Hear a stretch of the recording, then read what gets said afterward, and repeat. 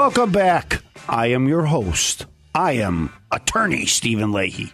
And this is the IRS Radio Hour, heard right here on 560 The Answer. Did I miss AM 560? The Answer. Wow. Caught me off guard there. I'm reading that right there. The survey will accept both of those. Okay. What are we doing now, Jim? I'm sorry, I'm reading the 10 Commandments of hosting a great radio show because we have them right here in Studio C. This is the blog segment. It is the blog segment.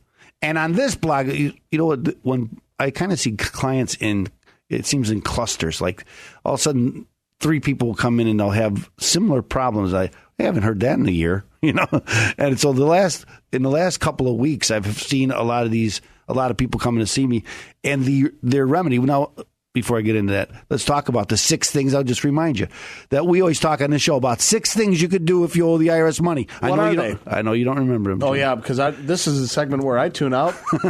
What is it? I know. I'm not going to. The 60s. Yeah, the 60s, man. You and Bernie. Bernie was retiring in the 60s.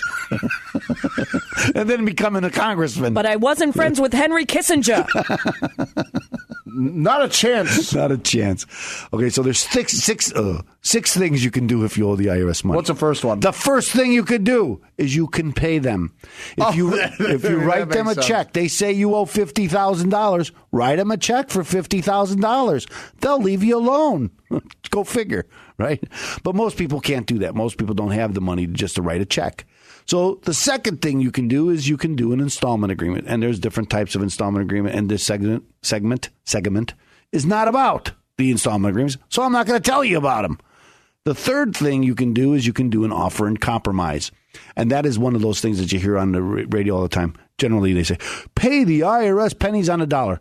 But this segment's not about that, so I'm not going to tell you about that one either. Okay, so? The next one, the number 4, is a currently not collectible status. Is that what we're talking about? That's not what we're going to talk about, but that's when you convince the IRS to leave you alone because you don't have any money. What's the next one? And then the 5th thing you can do is you can file for protection under the bankruptcy laws. Are we talking about that? That's the one we're going to talk about. Okay, but what's 6?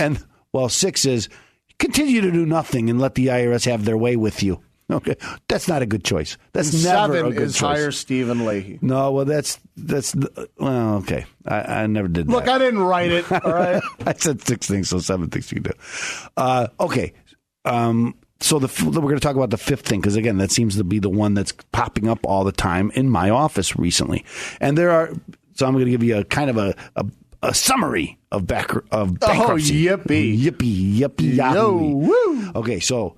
There are 2 types of protection offered by the federal government under this term bankruptcy. Well, first, before I get into that, I'm going to tell you that a lot of these outfits who do tax resolutions, and as I was mentioning, in the last couple of weeks, the best remedy for my clients recently has been bankruptcy.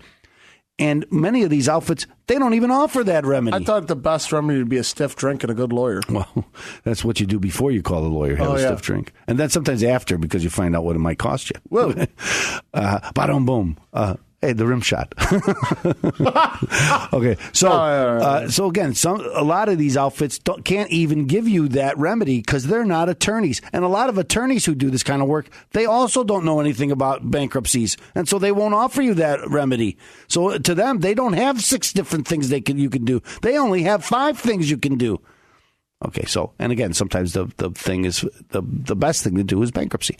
So there are 2 types of protection offered by the federal government under this term bankruptcy. And if you think of the bankruptcy code as a book, and like every other book, it's divided into chapters. And that's why we hear so much about Chapter 7, Chapter 11, Chapter 13. Look, you're throwing a lot of numbers at me. 6 things I can do, 2 things the government could do, 17 chapters within the... Is it 17? No, I didn't say 17 chapters. Well, what can I do to get a full-on, hands-on report from... Okay, what can I do? How can I get help? Well, I don't know what's... I understand. So I'm going to tell you what the two types of protection under the bankruptcy laws that consumers can get, generally.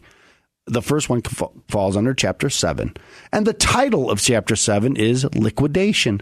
So this is the bankruptcy that most people hear of think of when they think of bankruptcy.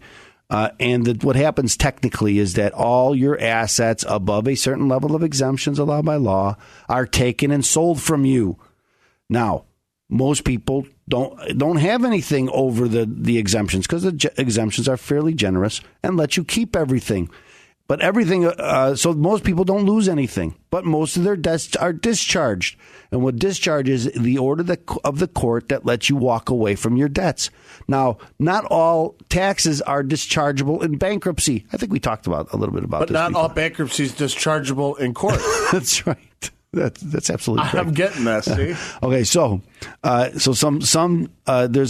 some particulars before a tax can be discharged. First, it's got to be more than 3 years old. It's got to be due more than 3 years ago. Trace. That's okay. So here we are coming up to April 15th. And April 15th, 2013, my 2015 taxes will come due.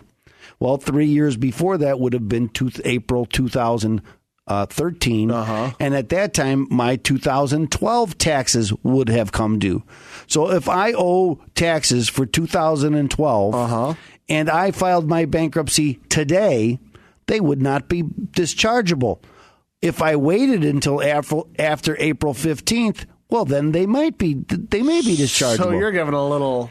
So I'm telling you that because people don't always do this. And a lot of people come to me and I find out that they filed their bankruptcy in February or March, and had they just waited till April or May, they could have walked away from their debt. But they didn't because the attorney they hired didn't know and didn't look. And so they got caught with the IRS debt. But you did. Well, we always do a due diligence investigation because we understand taxes. And so we go back and we will look to make sure that if we file today, they will be dischargeable. Or should we wait? Because I mentioned that they have to be due more than 3 years ago. They have to be filed more than 2 years ago. And the tax must have been assessed more than 240 days ago. And you can't have fraud and all that other stuff. And as long as all those things... Fraud protection. No, fraud protection. We're on the same page. We're on the same page. Well, absolutely. Does he say absolutely? Yes, he does. Okay, so if all those things are right, then you get to walk away from your debt. If they're not, then you don't. Okay, the second type of protection falls under Chapter 13. And what the title of Chapter 13 is Adjustment of Debt for Individuals with Regular Income. I thought it was How to Paint with Your Eyes Closed. That's the how-to book, but not the Bankruptcy Code. The Bankruptcy Code, Chapter 13, is Adjustment of Debt for Individuals with Regular Income.